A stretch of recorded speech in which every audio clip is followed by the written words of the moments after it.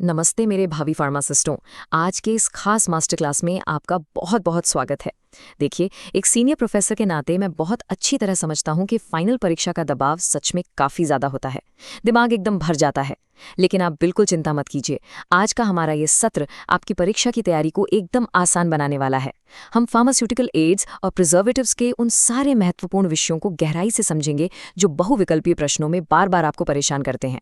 तो बस आराम से बैठिए, क्योंकि आज हम रटने वाले नहीं हैं, बल्कि हर एक सिद्धांत को एकदम बारीकी से समझने वाले हैं। आपको पता है, परीक्षा में जो सवाल आते हैं ना, वो असल में बहुत सीधे होते हैं। लेकिन उनके जो 4 विकल्प होते हैं वो हमें पूरी तरह से भ्रमित कर देते हैं। अगर आपने ये पकड़ लिया कि कोई खास प्रिजर्वेटिव या एजेंट फॉर्मूले में क्यों डाला गया है, तो यकीन मानिए आप परीक्षक के बिछाए हुए जाल से बहुत आसानी से बच निकलेंगे। और यही हमारी सफलता का सबसे बड़ा और पक्का शॉर्टकट है। तो चलिए फटाफट देख लेते हैं कि आज के सत्र में हम क्या क्या कवर करने वाले हैं। सबसे पहले हम बुनियादी सिद्धांतों को समझेंगे, फिर ऑर्गेनोलेप्टिक एजेंट्स की दुनिया में चलेंगे, उसके बाद प्रिजर्वेटिव्स के काम करने का तरीका देखेंगे, फिर आएगा सबसे मजेदार हिस्सा, हमारा इंटरैक्टिव क्विज। इसके अलावा हम उन गलतियों पर बात करेंगे जो अक्सर विद्यार्थी परीक्षा में करते हैं, और अंत में एक धमाकेदार रैपिड फायर रिवीजन होगा। तो चलिए शुरुआत करते हैं हमारे पहले पड़ाव से। एकदम बुनियादी बातों से शुरू करते हैं। फार्मास्यूटिकल एड्स और प्रिजर्वेटिव्स के बीच का असल फर्क क्या है? देखिए, इन दोनों का काम बिल्कुल अलग अलग है। एक तरफ हमारे पास ऑर्गेनोलेप्टिक एजेंट्स हैं। इनका बस एक ही मकसद होता है, दवा को मरीज के लिए थोड़ा सहनीय बनाना, यानी दवा दिखने में अच्छी लगे और पीते समय कड़वी ना लगे, बस इतना ही। दूसरी तरफ आते हैं हमारे एंटीमाइक्रोबियल प्रिजर्वेटिव्स। ये असल में हमारी दवा के रक्षक हैं। ये बैक्टीरिया और कवक को दवा में पनपने से रोकते हैं। तो परीक्षा में जब भी सवाल आए तो सबसे पहले ये देखिए कि सवाल दिखावट के बारे में है या सुरक्षा के बारे में। आधी उलझन तो आपकी वहीं खत्म हो जाएगी। अब आगे बढ़ते हैं और ऑर्गेनोलेप्टिक एजेंट्स को थोड़ा और करीब से देखते हैं। इसमें हम रंग, स्वाद और मिठास की बात करेंगे। अब ये जो प्राकृतिक और सिंथेटिक रंगों का अंतर है ना, ये परीक्षा बनाने वालों का बहुत ही पसंदीदा विषय है। कैरामेल एक बिल्कुल प्राकृतिक रंग एजेंट है जो शुगर से बनता है, जबकि टार्ट्राजीन और सनसेट येलो पूरी तरह से कृत्रिम यानी सिंथेटिक रंग है। तो जैसे ही प्रश्न में आपको प्राकृतिक शब्द दिखे, आपका ध्यान तुरंत कैरामेल पर जाना चाहिए। इन रंगों को याद रखना बहुत ही जरूरी है। टार्ट्राजीन हमें पीला रंग देता है, सनसेट येलो से नारंगी रंग मिलता है, और कैरामल से एकदम प्राकृतिक भूरा रंग आता है। अब बहुत से विद्यार्थी टार्ट्राजीन और सनसेट येलो में आकर अटक जाते हैं। तो इसके लिए मैं आपको एक छोटी सी तरकीब बताता हूँ। सनसेट यानी सूर्यास्त। सूर्यास्त का रंग कैसा होता है? नारंगी। सही कहा ना? तो बस सनसेट येलो का मतलब है नारंगी रंग। हो गया ना याद? यहाँ आपके लिए एक बहुत ही काम की चेकलिस्ट है।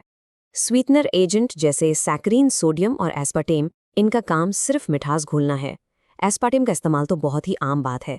वहीं दूसरी ओर मेंथॉल और वेनिलिन हमारे स्वाद बढ़ाने वाले एजेंट हैं। अब यहाँ अक्सर एक बहुत बड़ी गलती होती है।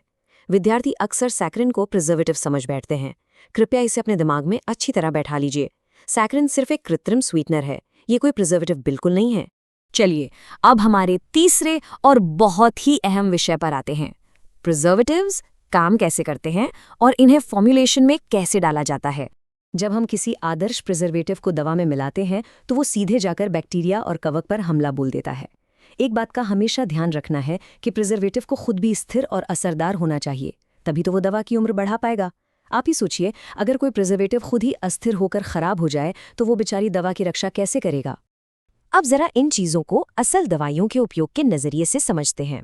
बेंजालकोनियम क्लोराइड, ये नाम बहुत भारी है, लेकिन इसका काम मुख्य रूप से हमारी आंखों की दवा यानी आई ड्रॉप्स में होता है। ये एक क्वाटरनरी अमोनियम यौगिक है। इसी तरह क्लोरोब्यूटेनॉल का इस्तेमाल इंजेक्शन और आंखों की दवाइयाँ दोनों में होता है। और इथेनॉल तो आप जानते ही हैं, एक लिक्विड अल्कोहल प्रिजर्वेटिव है। तो मेरी बात गांठ बांध लीजिए, जब भी परीक्षा में आई ड्रॉप्स शब्द दिखे तो विकल्पों में सबसे पहले बेंजालकोनियम क्लोराइड को ढूंढिए। और अब आ गया है इस मास्टर क्लास का सबसे मजेदार हिस्सा। देखते हैं आपने अब तक कितना सीखा है। चलिए शुरू करते हैं हमारा इंटरैक्टिव क्विज। आपके सामने पहला सवाल ये रहा, और हाँ, ये लाइसेंसिंग परीक्षा का बहुत ही प्रसिद्ध सवाल है। सवाल ये है कि हम इन दोनों पैराबेन्स यानी मिथाइल और प्रोपाइल को एक साथ मिलाकर क्यों इस्तेमाल करते हैं? किसी एक से काम क्यों नहीं चला लेते? चलिए, मैं आपको सोचने के लिए कुछ सेकंड देती हूँ। थोड़ा दिमाग दौड़ाइए। क्या आपने सही जवाब सोच लिया था? इसका सही जवाब है एक शानदार तालमेल जिसे पैराबेन सिनर्जी कहते हैं।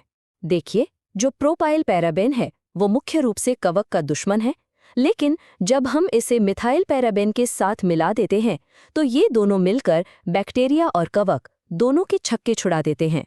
ये संयोजन एक बहुत ही दमदार और व्यापक सुरक्षा कवच बना लेता है। अब आते हैं एक और ऐसे सवाल पर जहां अच्छे विद्यार्थी मात खा जाते हैं। प्रिजर्वेटिव्स का काम करना इस बात पर बहुत निर्भर करता है कि वहां का पीएच स्तर क्या है। तो बताइए, बेंजोइक एसिड किस पीएच स्तर में सबसे बेहतरीन काम करता है? और इसका सही जवाब है अम्लीय या एसिडिक पीएच। जी हाँ, बेंजोइक एसिड सिर्फ और सिर्फ अम्लीय वातावरण में ही अपना जादू दिखाता है। तो परीक्षा के लिए ये आपका एक बेहतरीन शॉर्टकट है। अगर सवाल में दवा का पीएच क्षारीय या तटस्थ दिया गया है तो आप आंख बंद करके बेंजोइक एसिड वाले विकल्प को बाहर कर सकते हैं। अब हम बात करेंगे उन छोटी छोटी गलतियों की जो आपको परीक्षा में बहुत भारी पड़ सकती हैं। साथ ही कुछ ऐसे शॉर्टकट्स भी देखेंगे जो आपका कीमती समय बचाएंगे। तो सबसे पहली गलती जिसके बारे में हमने पहले भी बात की थी, सैकरिन को प्रिजर्वेटिव मान लेना। अरे भाई, वो सिर्फ एक स्वीटनर है। दूसरी और सबसे बड़ी गलती सुरक्षा मानकों को लेकर होती है। बहुत से लोग सोचते हैं कि प्रिजर्वेटिव्स पूरी तरह से और हमेशा सुरक्षित होते हैं। नहीं, सही बात यह है कि वो इस्तेमाल की जाने वाली एक विशेष सांद्रता में ही गैर विषाक्त होते हैं। अगर आपने सीमा से ज्यादा मात्रा डाल दी तो वही रक्षक भक्षक बन सकता है, यानी जहरीला हो सकता है। ये बात आपको बिल्कुल नहीं भूलनी है। चलिए, अब मैं आपको कुछ ऐसे मैजिकल शॉर्टकट्स देता हूं जो आपको देखते ही सही उत्तर पहचानने में मदद करेंगे। अगर किसी रसायन के नाम के आखिर में पैराबेन लगा है तो तुरंत समझ जाइए कि वो बैक्टीरिया और कवक को मारने वाला प्रिजर्वेटिव है।